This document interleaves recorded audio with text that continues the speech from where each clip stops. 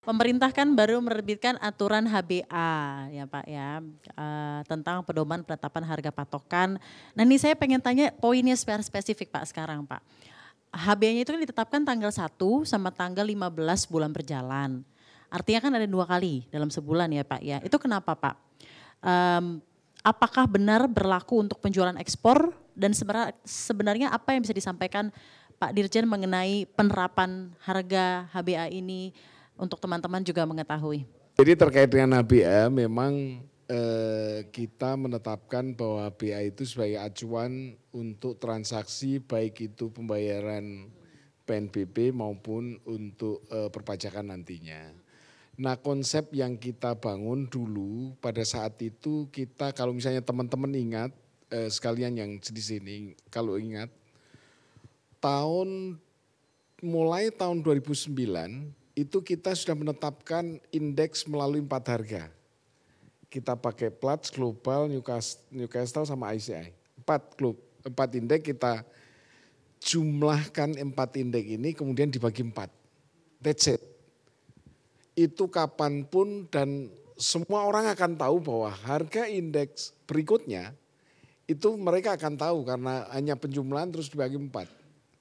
Kemudian masalah terjadi pada saat tahun 2022 di mana terjadi disparitas harga antara yang 4 indeks itu dengan real transaction yang ada. Terus kemudian mereka berkirim ke perusahaan-perusahaan tambang, berkirim kepada pemerintah bagaimana kalau ini diganti. Akhirnya pemerintah menetapkan oke, kita ganti. Tapi gantinya apa? Terus kemudian kita diskusi, gimana sih cara ICI ngambil jadi indeks itu seperti apa? Terus kemudian Newcastle seperti apa dan lain sebagainya.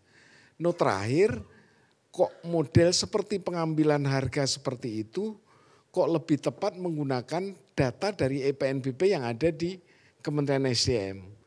Terus kemudian kita menggunakan data karena betul-betul data real transaction. Kalau misalnya saya nggak perlu ngomong di sini mekanisme, saya rasa semua tahu mekanisme ICI seperti apa, mekanisme Newcastle seperti apa, semua tahu yang ada di sini. Poin saya ada memang semacam perkiraan lah ke depan.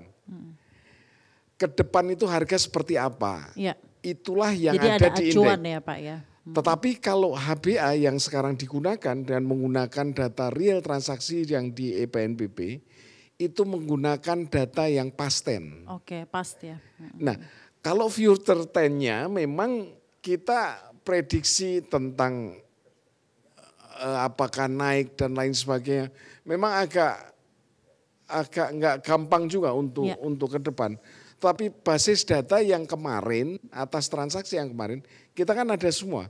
Atas dasar itulah kita kita gunakan sebagai dasar untuk harga berikutnya. Lalu untuk penetapan tanggal 1 dan tanggal 15? Tanggal 1, tanggal 15, kemarin kita tetapkan 1 bulan sekali. Oke. Lalu kita berasumsi bahwa kalau 1 bulan sekali maka tidak menggambarkan atau gambaran terhadap transaksi yang sebenarnya itu terlalu panjang. Oke Pak. Kita dekatkan sehingga kita tetapkan tanggal 1 dan 15. Kira-kira seperti itu. Pak. Kalau ada tanggapan Pak dari pelaku industri batubara yang menyampaikan bahwa dengan ada HBA ini somehow harga batubara Indonesia jadi tidak kompetitif dibandingkan harga batubara dari negara lainnya, apa yang ingin Bapak sampaikan? Kalau tidak kompetitif saya rasa kita masih cukup kompetitif lah. Harga di sebelah mana yang mari bareng-bareng kita diskusi. Oke. Maksudnya poinnya adalah sebetulnya di sebelah mana keberatan teman-teman terhadap HBA itu sendiri. Pertanyaannya adalah banyak industri batubara di Indonesia menggunakan harga ICI. Oke. Gantian kita tanya kenapa menggunakan ICI. Kalau menggunakan ICI itu dipakai sebagai indeks pada saat hari Jumat jam 3 mereka conference, terus kemudian 50% harganya dari ICI Indonesian itu, terus kemudian 50% dari Argus. pertanyaan berikutnya, Argus dapatnya angka dari mana? Ya. Kalau misalnya kita buka-bukaan, mari kita buka-bukaan bareng untuk yang sebelah mana yang menjadikan ini permasalahan yang prinsip gitu. Baik, royalti ya Pak ya. Jadi mungkin ada banyak yang ingin tahu lebih lanjut apa asal-usul dari penerapan royalti ini selain yang meningkatkan prima negara tentunya. Tapi tentunya ada juga banyak pihak yang merasa mengapa sekarang ditambah dengan adanya beban-beban kewajiban pertambangan yang sudah cukup banyak listnya. Apa yang disampaikan mengenai hal tersebut Pak? Jadi begini, kalau misalnya ini, jadi memang ya pertanyaannya lumayan agak berat ini. Tapi it's okay lah.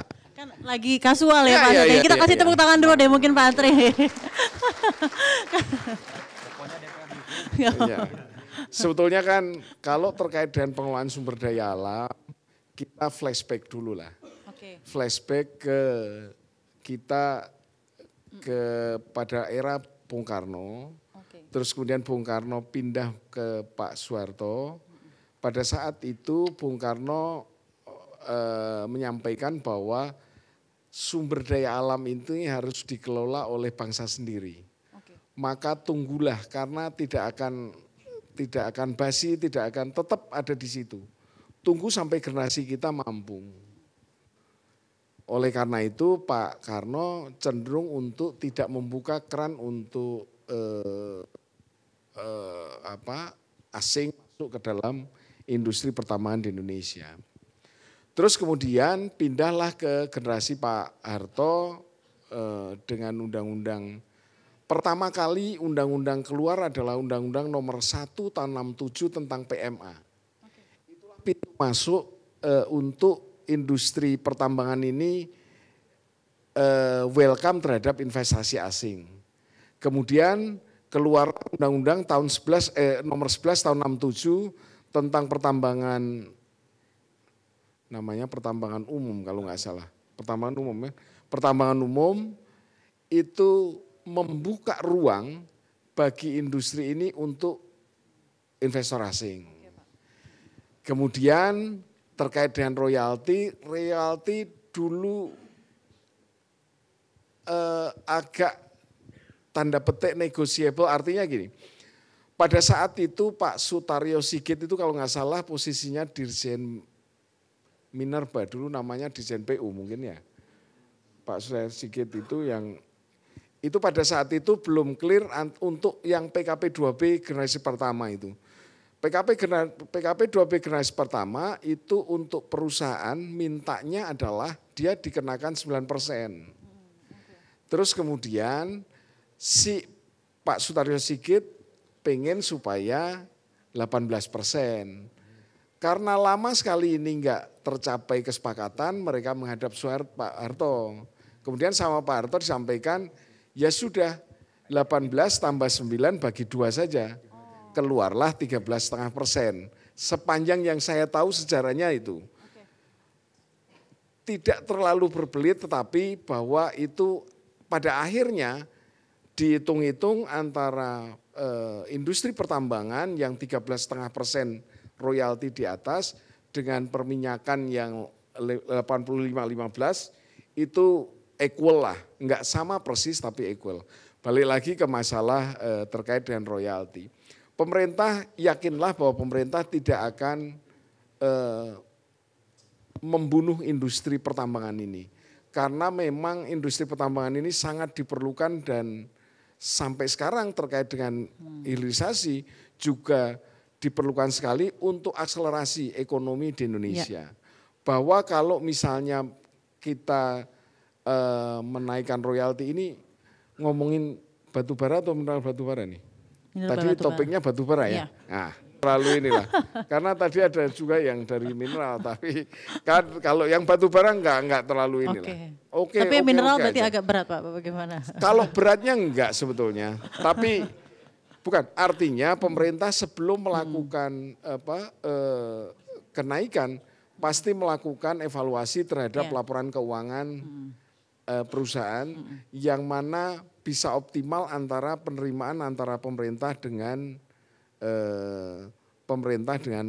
perusahaan. Jadi kalau misalnya batu bara kita bandingkan New South Wales misalnya, barusan aja naikkan, kira-kira berat nggak yang teman-teman dari Adaro yang punya juga industri di sana, mungkin juga tahu lah seperti apa itu. Tetapi kalau untuk batu bara di Indonesia masih oke lah.